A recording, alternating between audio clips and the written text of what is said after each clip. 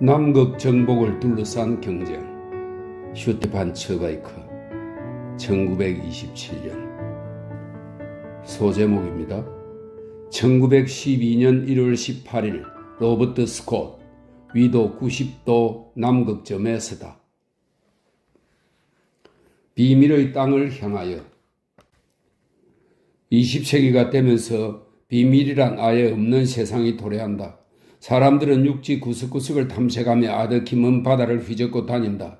한 세대 전만 해도 홀가분하게 달콤한 늦잠에 취해있던 이름도 없는 지역들이 있었다. 그런데 이제 그런 지역들은 유럽 시중을 드는 노예 신세가 되어 있다. 오랫동안 사람들은 나일강의 원천지를 찾아 나섰는데 이제는 전기선이 그곳까지 운항한다. 유럽인이 처음 빅토리아 폭포를 대면한 게 불과 50년 전인데 이제 빅토리아 폭포는 꼼짝없이 전력을 생산하는 도구가 되어 있다. 최후의 원시림인 아마존 숲은 벌채되었고 유일한 처녀지이던 티베트의 허리띠마저 풀려버렸다. 지식을 축적한 인간은 옛날 지도와 지구 위에 표기된 미지의 땅이란 용어를 지우고 새 이름을 쓴다. 20세기의 인간은 자신이 사는 별, 지구를 잘 알게 된다. 이제 새로운 길을 찾는 연구자들은 깊은 바다에 사는 환상적인 동물을 찾아 잠수하거나 무한한 창공으로 비상해야 한다. 아무도 밟지 않은 길은 오직 하늘에만 남아있기 때문이다. 비밀을 잃은 대지가 인간의 호기심을 자극하지 못하는 존재가 되어버린 이후 이제는 비행기라 불리는 강철 제비들이 경쟁하며 날아올라서 더 높고 더 먼 곳에 이르려고 한다. 그러나 지구 최후의 수수께끼는 20세기까지도 그 수줍은 자태를 아무도 못 보게 감추고 있었다. 속속들이 난도질을 당한 지구의 몸뚱이 중 작은 두 점은 인간의 욕망이 닿지 않은 곳에 자리하고 있었다. 바로 지구의 등뼈를 잇는 남극과 북극이다. 거의 존재감이 없을 정도로 막연하기만 한 이 두 점을 축으로 지구는 수천 년 전부터 자전하고 있다. 이 두 점은 짓밟히지 않은 채 온전히 보존되어 있었다. 지구는 이 최후의 비밀을 얼음 빗장으로 가로막아 놓았고 영원한 겨울이라는 수문장을 앞세워 욕심 많은 인간을 가로막고 있었다. 그리로 가려면 극심한 혹한과 폭풍을 헤치고 나가야 한다. 죽음을 각오해야 할 만큼 무섭고 위험한 길인지라 용감한 사람들조차 엄두를 내지 못한다. 태양조차도 이 꽉 닫힌 지역을 잠시만 엿볼 수 있을 지경이니 이곳을 본 사람이 있을 리 없다. 수십 년 전부터 탐험대들이 잇따라 극지방을 향했지만 누구 하나 목적지에 이르지 못한다. 둘째 가라면 서러울 만큼 용감했던 안드레는 기구 풍선을 타고 남극으로 가려고 하다가 다시는 돌아오지 못하는 신세가 되었다. 33년 동안 투명한 얼음관 속에서 잠자던 그의 시체가 최근에야 발견되었다. 정복에 나선 자들 모두 매끈한 얼음 장벽에 부딪혀 실패하고 말았다. 이처럼 수천 년 전부터 오늘날에 이르기까지 이 땅은 얼굴을 가린 채 인간의 욕망에 맞서서 마지막 승리를 거두고 있다. 처녀다운 수줍음으로 세상의 호기심을 뿌리치고 있는 것이다. 그러나 20세기로 접어들면서 사람들은 조급하게 손을 뻗친다. 실험실에서 새 무기를 만들고 위험을 막을 새 장비를 고안한다. 저항이 있으면 욕망이 더 커지기 마련이다. 20세기의 인간은 모든 진실을 알고자 하며 세기의 첫 10년 동안에 지난 수천 년 세월이 이루어내지 못한 모든 것을 해내고 싶어한다. 용감한 개개인은 각 국가를 대표하여 경쟁을 벌이게 된다. 세계는 단지 남극 자체만을 놓고 싸우는 게 아니라 어떤 국기가 새 땅에 처음으로 휘날리게 될지를 놓고 싸운다. 다들 동경하는 신성한 장소인 남극으로 여러 종족과 민족이 십자군 원정을 떠나기 시작한다. 지구 곳곳에서 온 탐험대들이 연달아 도전에 나선다. 인류는 우리가 사는 공간의 마지막 비밀이 밝혀지기를 학수고대하고 있다. 미국의 피어리와 쿡은 북극을 향해 나아가고 배 두 척은 남극으로 나아간다.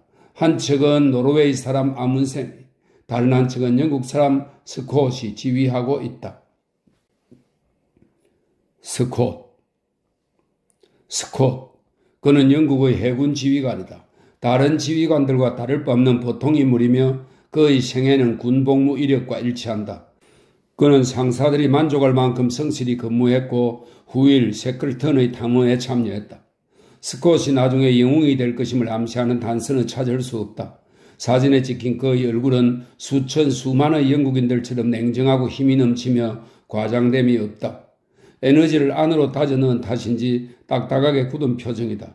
두 눈은 짙은 회색이고 입은 꾹 다물고 있다. 어디에도 낭만적인 기색은 없고 명랑한 빛을 발하지도 않지만 의지와 실용적인 현실 감각은 가득한 얼굴이다. 스콧의 글씨체는 영국인 누구든 사용하는 글씨체이다. 결점이나 군더더기가 없이 유리하면서 읽기 쉽다. 그의 문체는 명료하고 정확하며 실제 사실을 박진감 있게 서술하지만 상상력은 없는 보고서식 문체이다.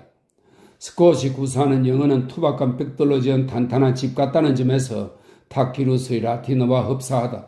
꿈이라고는 아예 없으며 객관적 사실만을 맹신하는 사람답다. 영국인은 평균 이상으로 의무를 수행함으로써 천재성을 발휘하곤 하는데 스콧은 이 유형에 속하는 진짜배기 영국인이다. 스콧 같은 사람은 영국 역사에서 이미 수도 없이 등장했다. 그런 사람이 인도를 정복했고 먼 바다의 이름 모를 섬들을 정복했으며 아프리카를 식민지로 만들고 세계를 상대로 전쟁을 치렀다. 그럴 때마다 언제나 변함없이 집단의식으로 무장해 강철 같은 에너지를 발휘하면서 냉정하고 무표정한 얼굴을 유지했다.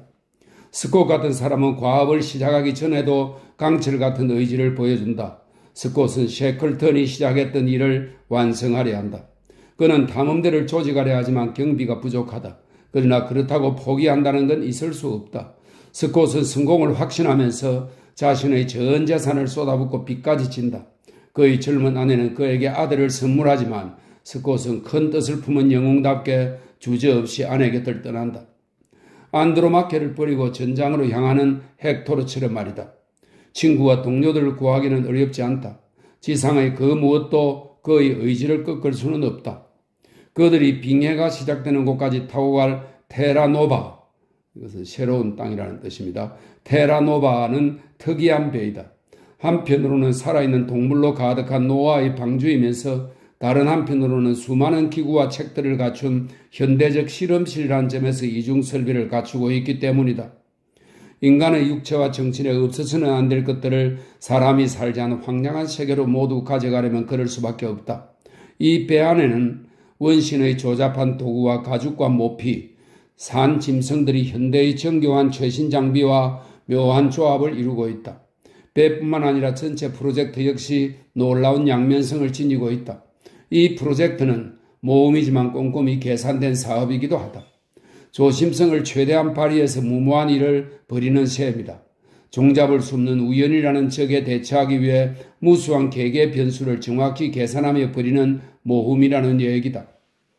1910년 6월 1일 탐험대는 영국에서 출발한다. 앵글로색손족이 사는 섬나라가 환히 빛나는 계절이다. 초원은 윤기 흐르는 초록을 가득 머금고 햇빛은 안개 그친 세상을 포근히 품어안는다. 해안이 보이지 않게 되자 대원들은 섬뜩한 느낌이 든다. 몇 년 동안, 아니 어쩌면 영영 태양이 주는 온기를 누리지 못할 것임을 다들 알고 있기 때문이다. 하지만 뱃머리에는 영국기가 나부끼고 있지 않은가. 그들은 지구상에 유일하게 남아있는 주인 없는 땅떼기를 향해 자국의 국기를 가지고 간다는 생각에 위안을 얻는다. 남극의 대학을 차리다. 탐험대는 뉴질랜드에서 짧은 휴식을 취한 후 1월에 영원한 얼음왕국 끝자락에 있는 에반스콧에 도착한다. 그리고는 거기에 겨울을 날 집을 짓는다. 거기서는 12월과 1월이 여름이다. 1년 중 오직 이 무렵에만 태양이 하루에 2시간 백금빛 하늘에서 반짝이기 때문이다. 이전 탐험대와 마찬가지로 그들은 나무로 된 집에 산다. 그러나 집 안으로 들어서면 시대가 진보했음을 느낄 수 있다. 예전에 쓰던 생선기름 램프는 냄새가 고약하고 끄름이 심한 데다가 환한 빛을 내지 못했기에 당시 탐험가들은 해가 없는 날이면 어두침침한 집에 우두커니 앉아서 서로 얼굴을 마주한 채 지루해했다. 반면에 20세기의 탐험대원들은 축소된 형태로 남아 세상에 있는 온갖 편의와 모든 학문을 이 집안에서 누리고 있다. 아스틸린 램프는 따뜻한 빛을 환히 뿜어내고 활동사진기는 머나먼 열대의 온화한 풍경을 보여주는 마법을 부린다. 자동 피아노에서는 음악이 흘러나오고 주검기에서는 사람 목소리가 들린다. 당대의 지식을 담은 장서들도 절비하다. 어떤 방은 타자기를 쓰려는 사람들 몫이고 또 다른 방은 활동사진과 컬러사진을 현상하는 암실로 쓰인다. 지질학자는 암석의 방사능을 검사하고 동물학자는 포획한 펭귄의 몸에서 새로운 종류의 기생충을 찾아낸다. 기상 관측과 물리 실험이 번갈아 진행된다. 해가 나지 않는 컴컴한 계절에도 대원들은 각자 할 일을 맡고 있다. 탁월한 시스템 덕에 개별 연구가 모이면서 공동학습의 장이 생긴다. 20명의 대원들은 얼음으로 뒤덮인 추운 남극의 대학 과정을 개쓰리라도 한 듯 매일 저녁 번갈아 강연회를 연다. 각자가 자신의 학문을 다른 사람들에게 전달하려 애쓰는 가운데 그들은 활발히 의견을 교환하며 세계를 보는 안목을 키워나간다.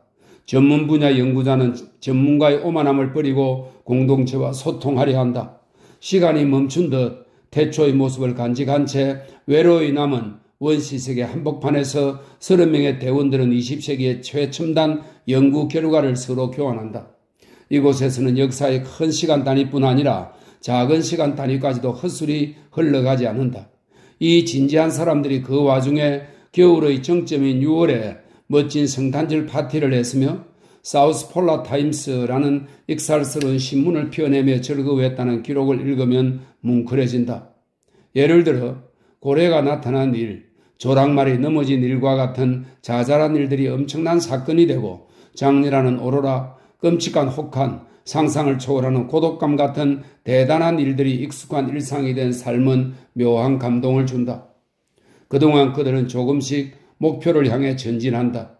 썰매차를 시험해보고 스키를 배우며 개를 훈련시킨다.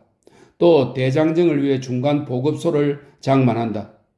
여름 12월입니다. 여름이 되려면 아직도 많고 많은 시간을 보내야 한다. 여름이 되어야 비로소 배가 얼음덩이를 뚫고 고향에서 보낸 편지들을 가져올 것이다. 매수운 추위가 기승을 부리는 중에도 탐험되는 소규모 그룹으로 나뉘어 체력을 단련하기 위해 짧은 여행을 떠난다. 텐트를 시험하고 경험을 얻으려는 것이다. 모든 것이 다 성공하지는 않지만 어려움을 겪을수록 그들은 새삼 용기를 얻는다. 탐험 나간 대원들이 꽁꽁 얼고 지쳐서 돌아오면 남아있던 사람들은 환호하며 동료들을 따뜻한 난로가로 맞아들인다. 며칠 동안 온갖 고생을 겪은 사람들에게는 위도 77도에 있는 작고 쾌적한 집이야말로 세상에서 가장 행복한 장소가 아닐 수 없다. 그러나 서쪽을 둘러보고 온 탐험대가 가져온 소식에 다들 할 말을 잃는다. 행군 중에 아문센의 겨울 숙소를 발견했다는 것이다. 단번에 스콧은 이 고집스러운 땅의 비밀을 최초로 밝혀냈다는 영예를 얻기 위해서는 혹한과 위험 외에도 또 다른 적과 싸워야 함을 깨닫는다. 바로 노르웨이 사람 아문센이다. 스콧은 지도를 보며 측정을 해본다. 그리고는 아문센의 겨울 숙소가 자기의 숙소보다 110km나 더 남극점에 가까이 있음을 알고 경악한다. 당시 그가 얼마나 놀랐는지를 그의 일기에서 읽을 수 있다. 그러나 그는 의기소침해지지는 않는다. 내 조국의 명예를 위해 나아가자. 그는 씩씩하게 일기장에 적는다. 아문센이라는 이름은 딱 한 번 스콧 일기에 등장하고는 자취를 감춘다. 그러나 그날 이후로 얼음에 덮인 이 외로운 집에는 불안의 그림자가 깃든다. 이제부터 스콧은 자나깨나 아문센이라는 이름을 뇌리에서 떨쳐내지 못한다. 남극점으로 출발하다. 숙소에서 1마일 떨어진 거리에 관측소가 있는 언덕이 있다. 거기에서 보초가 교대해가며 자리를 지킨다. 가파른 언덕 위에는 마치 보이지 않는 적에 맞서는 대포처럼 기구 하나가 설치되어 있다. 태양이 다가오면 생기는 최초의 열을 측정하는 기구이다. 며칠째 대원들은 태양이 뜨기를 고대하고 있다. 아침 하늘을 보면 반사체로 인해 황홀한 색채들이 마술사가 솜씨를 부린 듯 반짝이고 있지만 둥근 태양 자체는 아직 수지평선까지 올라오지 못하고 있다. 그러나 하늘은 태양이 가까이 있을 때 생기는 빛으로 가득하다. 반사된 빛만 보고도 후끈 달아오를 정도로 그들은 애가 달았다. 드디어 언덕 꼭대기에서 전화가 걸려와 태양이 나타났다는 소식을 알리자 다들 기뻐 어쩔 줄 모른다. 태양은 몇 달 만에 처음으로 1시간 동안 컴컴한 겨울을 비집고 머리를 지켜든 것이다. 태양빛은 아주 약하고 희미하다. 매서운 추위를 누그러뜨리기에는 역부족이고 그 파장은 측정기구에 제대로 기록될 만큼 또렷하지도 않다. 하지만 태양빛을 보는 것만으로도 다들 행복해한다. 탐험대는 서둘러 출정을 준비한다. 태양빛이 있는 짧은 기간을 당장 활용하려는 것이다. 이 기간은 우리처럼 미적지근하게 사는 사람들에게는 여전히 매서운 겨울이지만 남극에서는 봄, 여름, 가을을 합친 시간이다. 썰매차가 맨 앞에서 부르렁거리며 전진한다. 그 뒤에는 시베리아 조랑말과 개들이 썰매를 건다. 여정은 여러 개의 구간으로 세심히 나누어진다. 극점에서 귀환하는 대원들을 위한 새 옷과 식량, 그리고 석유가 비치된 창고가 이틀 걸리는 거리마다 설치된다. 이 중 석유는 상상을 초월하는 추위를 견딜 수 있게 해주는 가장 중요한 보급품이다. 전체 대원이 함께 출정한 후 전체를 여러 팀으로 나누고 한 팀씩 차례차례 숙소로 돌아가기로 되어 있다. 그렇게 하면 마지막까지 남은 소수의 팀, 다시 말해서 남극 정복을 위해 엄선된 사람들은 최대한의 보급품과 가장 원기왕성한 짐승들이 끄는 제일 좋은 썰매를 확보할 수 있을 것이다. 이 계획은 완벽하게 짜여 있다. 세부의 차질이 생기는 경우까지 미리 참작했을 정도이다. 실제로 그런 일이 벌어진다. 겨우 이틀을 여행했는데 썰매차가 작동을 멈추고는 무용지물이 되어버린다. 조랑말 역시 비대한 만큼 잘 버티지 못한다.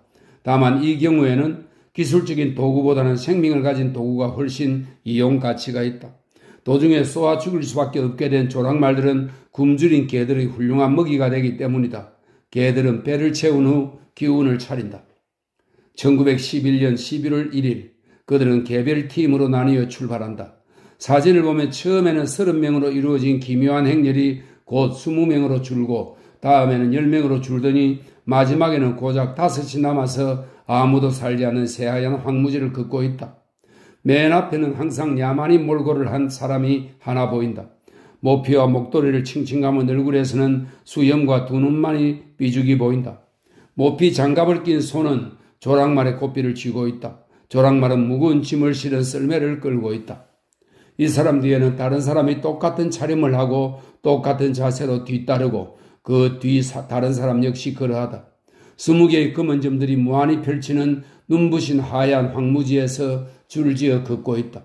그들은 밤이면 텐트를 치고는 조랑말들을 보호하기 위해 바람이 불어온 방향의 눈으로 벽을 쌓는다.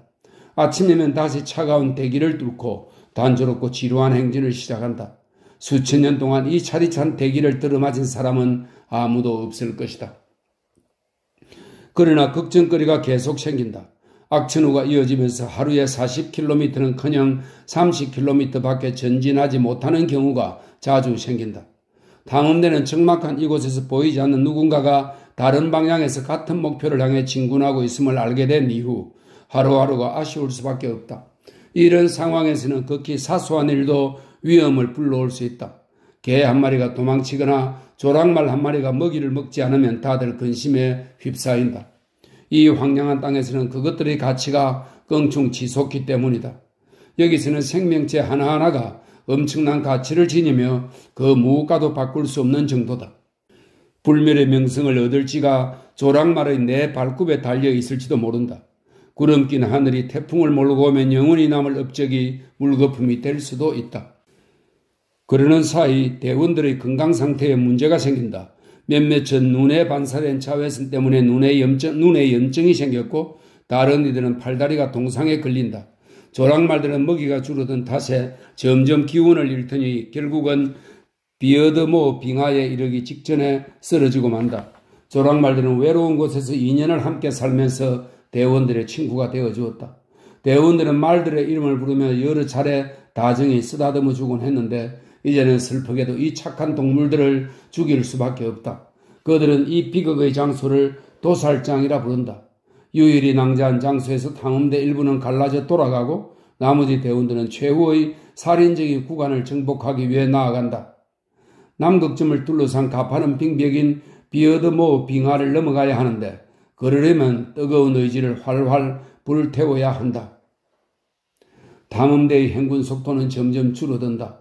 이곳의 눈은 단단하게 덩어리져 있어 썰매를 타지 못하고 질질 끌고 가야 하기 때문이다. 딱딱한 얼음에 썰매의 활대가 부러지고 얼음 알갱이로 울퉁불퉁한 눈밭을 건너라 발은 상처투성이다. 그러나 그들은 포기하지 않는다. 12월 30일 탐험대는 남이 87도에 이른다. 셰클턴은 이 지점보다 더는 가지 못했다. 여기서 마지막으로 또다시 대원들을 돌려보내야 한다. 남극점까지 갈 수 있는 건 5명의 정예 대원뿐이다. 스콧은 사람들을 골라낸다. 선택받지 못한 사람들은 감히 항의는 못하지만 마음이 쓰리다. 목표가 손을 뻗치면 닿을 듯한데 처음으로 남극을 보았다는 명예를 동료에게 넘기고 돌아서야 하다니. 그러나 선택은 이미 끝났다. 그들은 남자답게 감정을 감추려 애쓰며 악수를 한다. 그리고는 2개의 작은 그룹으로 나뉜다. 하나는 미지의 땅을 향해 남쪽으로, 다른 하나는 전초기지가 있는 북쪽으로 가리는 것이다. 전진하는 사람도 돌아가는 사람도 몇 번씩이나 고개를 돌려 멀어지는 동료를 본다. 마지막으로 살아있는 친구의 모습을 보려는 것이다. 금세 그 모습마저 사라진다. 선택된 5대원은 외롭게 미지의 땅을 향해 나아간다. 스콧, 보워즈, 오츠, 윌슨, 에반스가 바로 그들이다. 남극점을 향하여. 마지막 날들의 기록을 보면 불안감은 점점 커져간다. 나침반의 푸른 바늘이 극점에 가까이 가면 바르르 떨듯이 남극점이 가까워질수록 대원들도 떨기 시작한다. 우리 오른편에 있던 그림자가 서서히 우리 앞으로 왔다가 다시 우리 왼편으로 넘어갈 때까지 걸리는 시간은 끔찍하리만치 길다. 그러나 스콧은 그런 가운데서도 희망을 키워나간다. 그는 날이 갈수록 더욱 열정적으로 지나온 거리를 기록한다. 초반에 그는 피로에 지쳐서 이렇게 적는다.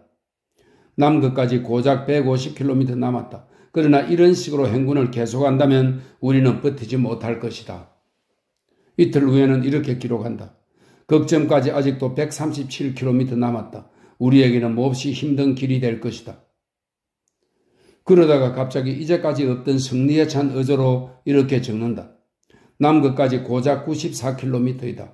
아직 도착한 건 아니지만 지독히 가까이 와 있다. 1월 14일이 되자 희망은 확신으로 변한다. 이제 70km만 더 가면 목적지가 보일 것이다. 다음날 스콧은 벌써 기뻐질 줄 모르는 듯 환호하며 적는다. 50km만 더 가면 된다. 하늘이 두 쪽이 나더라도 거기 도착해야 한다. 이처럼 고무된 심정을 담은 구절을 보면 대원들이 품은 희망이 얼마나 강렬한지를, 그들이 기대와 초조감으로 얼마나 신경을 곤두세우고 있는지를 절실히 느낄 수 있다. 욕망의 대상은 가까이 있다.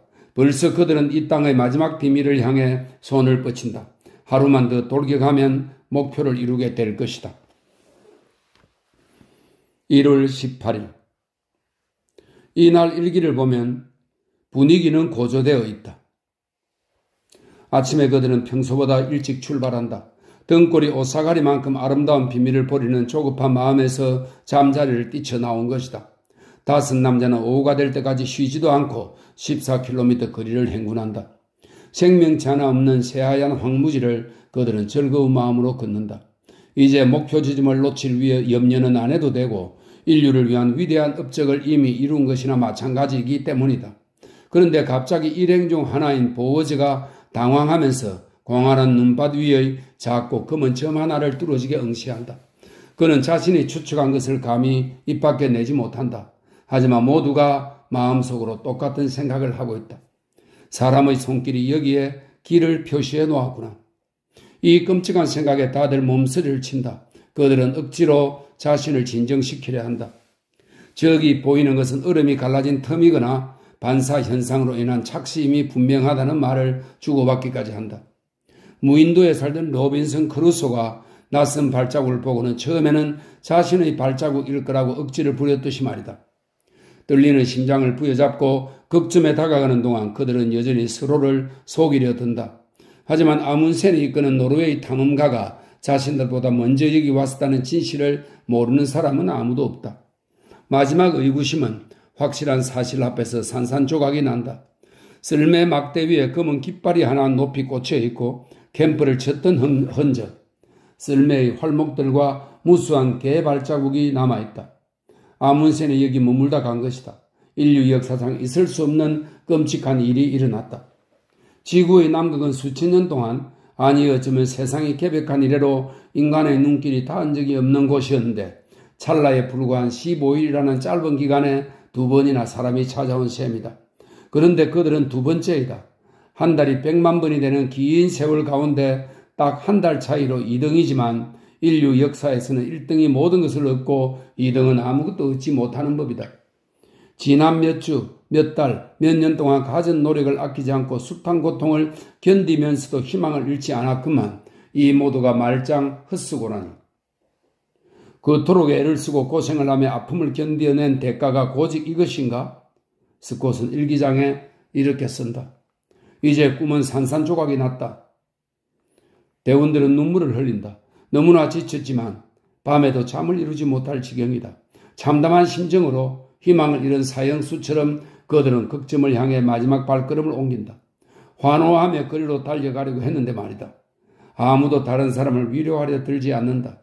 다들 말없이 지친 몸을 끌고 갈 뿐이다. 1월 18일 스콧 대장과 4명의 대원들은 남극쯤에 도착한다. 첫 번째라는 명예에 취해 눈이 멀 일이 없기에 스콧은 둔감하게 서글픈 풍경을 바라볼 뿐이다. 여기에 볼 것이라고는 전혀 없다. 지난 며칠간 보았던 끔찍하리만치 단조로운 풍경과 차이 나는 것은 하나도 없다. 로버트 F. 스콧은 이 한 줄로 남극 묘사를 마친다. 남극점에만 있는 특별한 것은 딱 하나인데 그것은 자연의 소산이 아니라 경쟁자가 설치해 놓은 것이다. 바로 아문센의 텐트 앞에 꽂힌 노르웨이 국가이다.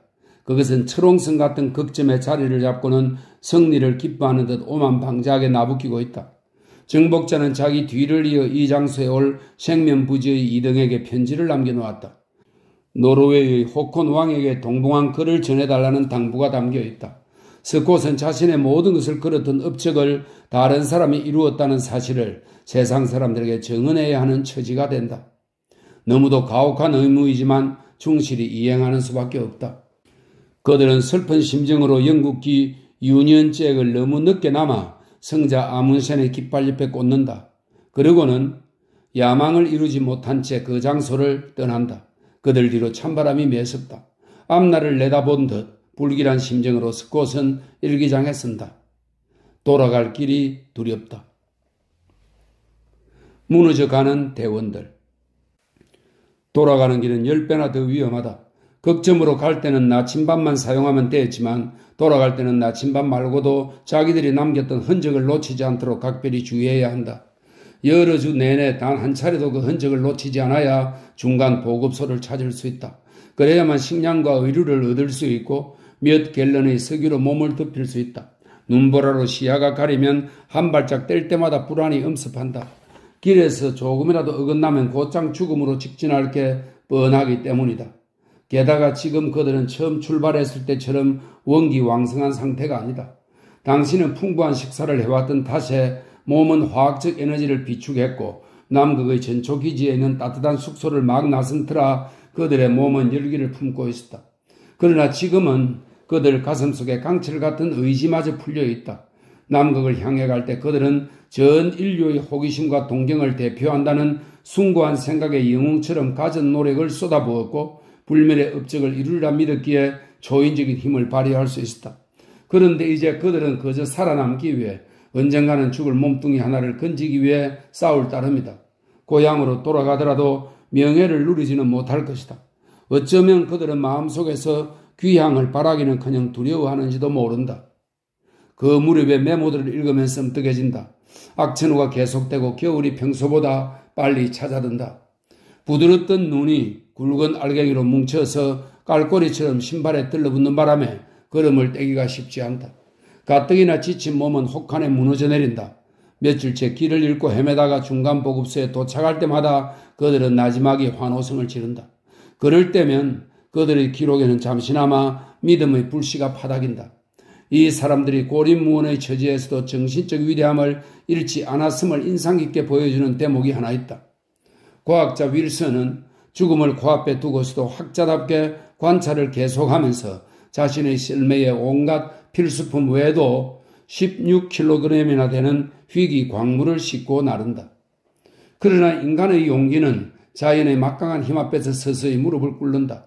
자연은 5침입자를 쳐부시기 위해 수천 년 동안 갈고 닦은 실력을 사정없이 발휘하며 죽음의 전령들을 불러들인다. 바로 한파와 설이, 눈과 바람이다. 발은 오래전부터 상처 투성이이고 하루 한 끼뿐인 식사조차 양을 줄여야 했기에 몸은 차가워지고 약해지면서 제대로 말을 듣지 않게 된다. 어느 날 대원들은 힘이 제일 센 에반스가 갑자기 황당한 짓을 하는 걸 보고 소스라친다. 에반스는 길에 멈춰서서 쉴 새 없이 고통을 호소한다. 실제로 겪는 고통도 있지만 상상해낸 것도 있다. 그가 내뱉는 이상한 말을 들은 대원들은 이 불쌍한 사람이 뇌진탕 때문에 혹은 끔찍한 시련 때문에 미쳐버렸음을 알고는 전율한다. 에반스를 어떻게 해야 하나? 얼음벌판에 두고 갈 수는 없지 않은가? 하지만 그들은 되도록 빨리 중간 보급소로 가야 한다. 그렇지 않으면 스콧 자신도 다음 말을 쓰지 못하고 주저한다. 2월 17일 밤 1시 이 불쌍한 장교는 도살장을 하루 앞둔 거리에서 사망한다. 이곳에서 나머지 사람들은 한 달 전 죽인 조랑말로 모처럼 풍성한 식사를 차린다. 그들은 이제 넷이서 행군을 한다. 그러나 왜 이리 운명은 가혹할까? 다음번 중간 보급소에서 그들은 다시금 지독한 실망을 맛보아야 한다. 거기에는 석유가 너무 적게 남아있다. 그렇다면 제일 필요한 물품, 즉 추위를 막을 유일한 무기인 연료를 아껴서 써야 한다는 뜻이다. 그들은 살을 내는 추위에 떨며 폭풍이 몰아치는 밤을 보내고는 의기소침해서 깨어난다. 털신을 신을 기운조차 없다. 그러나 그들은 계속 진군한다. 오천은 발이 동상에 걸렸는데도 말이다. 바람은 그 어느 때보다도 매섭다. 3월 2일 다음번 중간 보급소에 도착해보니 잔인하게도 똑같은 실망을 겪어야 한다. 이번에도 연료가 모자란다. 이제는 두려움이 입 밖으로 튀어나온다. 일기를 보면 스콧이 공포를 억누르려고 얼마나 애쓰는지 알 수 있다. 하지만 그가 아무리 침착한 척 하려 해도 절망의 외침이 귀청을 찢을 듯 연달아 터져나온다. 이대로 가다가는 큰일이다. 하나님 우리와 함께 하소서. 우리는 이 시련을 더는 견딜 수 없습니다. 우리의 도박은 비극으로 끝날 것이다. 그러다가 스콧은 마침내 무시무시한 사실을 깨닫는다. 신이 우리를 도와주시기를 바랄 수밖에. 이제 인간의 힘으로는 우리를 구할 수 없을 것이다. 그러나 그들은 희망을 잃었어도 이를 악물고 쩔뚝이며 앞으로 또 앞으로 나아간다. 점점 상태가 나빠진 오천은 속도를 맞추지 못해 친구들에게 짐이 되어간다. 그들은 한낮에도 영하 42도를 밑도는 추위에 행진을 늦추어야 한다. 오천은 자신이 친구들을 파멸로 몰아가고 있음을 알아차린다. 이미 그들은 최후를 위한 준비를 한다.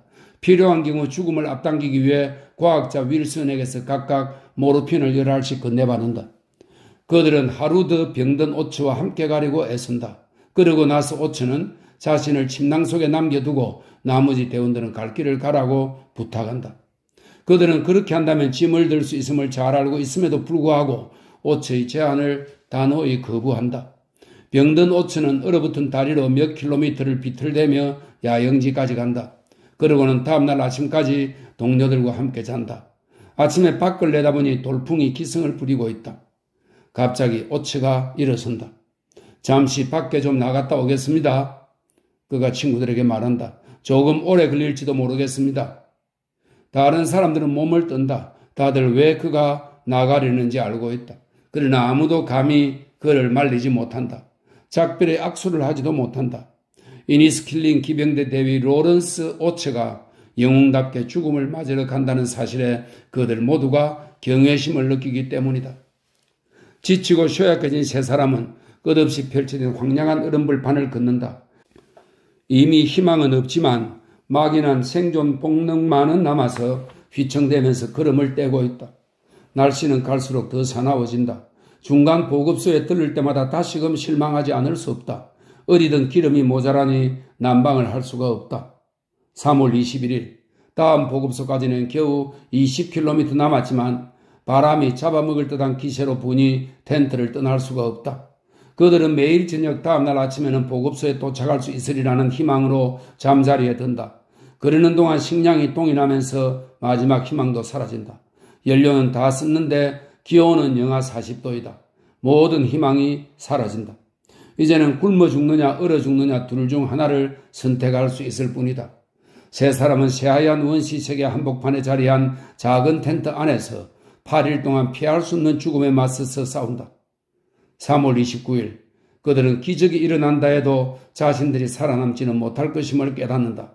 그래서 피할 수 없는 운명을 향해 한 발짝 더 나아가지 않고 이제껏 모든 불행을 견뎌낸 사람답게 죽음을 당당히 견디기로 결정한다. 그들은 각자 침낭으로 기어들어간다. 그들이 마지막으로 어떤 고통을 겪었는지 세상은 알지 못한다. 스콧의 편지들. 이제 죽음은 보이지는 않지만 숨결이 느껴질 만큼 가까이 와 있다. 밖에서는 폭풍이 텐트의 얇은 벽을 미친 듯이 후려갈긴다. 이 외로운 순간 스콧 대장은 자신이 인연을 맺어온 모든 공동체를 떠올린다. 인간의 목소리를 들은 적이 없는 얼음 왕국이 침묵하는 가운데 스콧은 영국 민족과 전 인류에게 숭고한 동포애를 느낀다. 그의 정신은 이 하얀 황무지 속에서 신기루를 만들어낸다. 그는 마음의 눈으로 자신이 사랑하고 충성하며 우정을 맺었던 사람들 모두의 모습을 보고는 그들에게 말을 건넨다. 죽음을 앞에 둔 스콧은 꽁꽁 언 손가락으로 자신이 사랑하는 모든 사람에게 편지를 쓴다.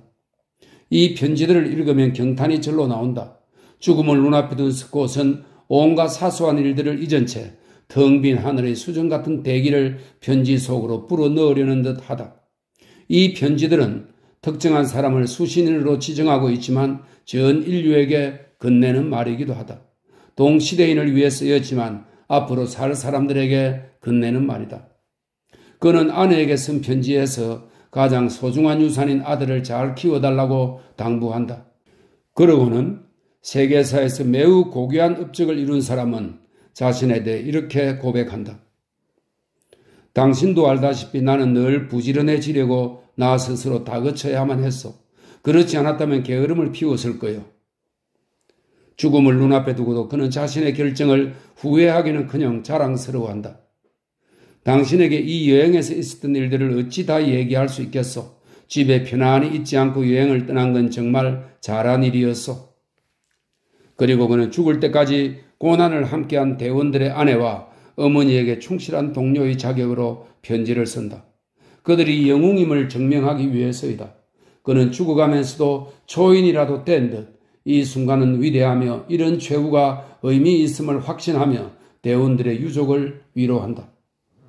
이제 그는 친구들에게 편지를 쓴다. 자신에 관해서는 겸손한 태도를 보이지만 영국 민족에 대해서는 긍지에 가득 차 있다. 이 시간 자신이 영국의 자랑스러운 아들임을 느끼며 기쁘다고 고백한다. 내가 위대한 발견자였는지는 알 수 없습니다. 그러나 우리의 최후는 우리 민족의 용감한 정신과 인내력이 사라지지 않았음을 입증해 줄 것입니다. 그리고 죽음을 앞에 둔 그는 타고난 고지식함과 수줍은 성격 때문에 평생 입 밖에 내지 못했던 말을 한다. 친구에게 우정을 고백한 것이다. 제일 소중한 친구, 이 친구에 대한 설명이 있습니다. 피터팬의 작가인 제임스 베리경을 말한다. 이 베리경은 스콧의 아들 피터의 대부였다. 이런 설명입니다. 제일 소중한 친구에게 그는 이렇게 쓴다. 내 평생 당신처럼 존경하고 사랑한 사람은 다시 없습니다. 그런데도 당신의 우정이 내게 얼마나 큰 의미가 있는지 단 한 번도 당신에게 보여주지 못했군요. 당신은 많은 것을 주었지만 나는 받기만 했으니까요. 마지막 편지는 영국 국민에게 쓴다. 모든 편지 중 가장 아름다운 편지이다. 그는 영국의 명예가 걸린 싸움에서 패배한 것이 자신의 잘못이 아님을 밝혀야 한다고 여긴다. 그는 자신을 방해했던 우연들을 일일이 열거한다. 그러고는 죽음을 눈앞에 둔 사람만이 갖는 열정을 담아서 모든 영국인에게 자신의 유족들을 버리지 말아달라고 호소한다. 그가 마지막으로 생각한 것은 자신의 운명이 아니다. 그는 마지막으로 자신의 죽음에 대해 말하는 대신 유족들의 삶에 대해 말한다. 부디 우리가 남겨두고 가는 이들이 나라에서 적절한 보살핌을 받도록 해 주십시오. 이 말을 끝으로 종이는 비어있다. 마지막 순간까지 손가락이 얼어붙어 펜을 쥐지 못할 때까지 스콧 대장은 일기를 썼다. 사람들이 자기 시체 옆에서 이 일기를 발견하면 자신과 영국 민족의 용기가 증명되리라는 희망이 있었기에 그는 이토록 초인다운 힘을 발휘할 수 있었으리라. 그는 이미 얼어버린 손가락으로 마지막 소원을 적는다. 이 일기장을 내 아내에게 보내주십시오. 그러고 나서 잔인한 현실을 직시하면서 내 아내라는 말을 지워버리고는 그 위에 내 미망인이라는 끔찍한 말을 덧쓴다. 참 대단하네요. 마지막 글입니다. 패배자가 영웅이 되다. 전초기지의 대원들은 몇 주를 기다렸다. 처음에는 낙관하고 있었지만 시간이 흐르자 조금 걱정을 하게 되었고 나중에는 불안이 커져만 갔다. 구조대가 2번이나 나섰지만 날씨가 험해서 도로 돌아올 수밖에 없었다. 겨우 내 대장이 없는 대원들은 아무런 목적 없이 전초기지에 머무른다. 파국의 그림자가 어둡게 그들의 가슴에 들이온다. 이 몇 달 동안 스콧 대장의 운명과 행적은 눈에 갇혀 침묵한다. 그것은 얼음으로 된 유리관에 단단히 봉인되어 있다. 남극의 봄인 10월 29일이 되었어야 탐험대가 출정한다. 영웅들의 시체와 그들의 메시지라도 찾아내리는 것이다. 11월 12일 탐험대는 텐트에 도착한다. 영웅들의 시체가 침낭 안에서 꽁꽁 얼어있다. 스콧은 윌슨을 다정히 끌어안은 채 죽어있다. 대원들은 편지와 문서를 찾아내고는 비운의 영웅들을 위해 무덤을 판다. 눈을 쌓은 무덤 위에 소박한 검은 십자가가 하얀 세상 속에 외롭게 우뚝 선다.